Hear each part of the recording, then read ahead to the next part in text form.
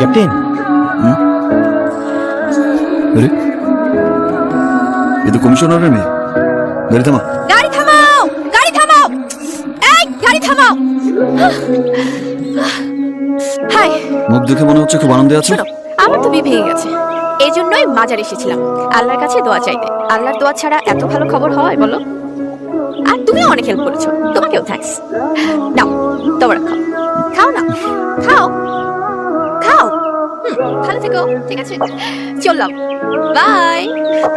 মুখ দেখে মনে হচ্ছে বেশ আনন্দেই আছো। আচ্ছা, সব দোষ কি আমাদের নাকি?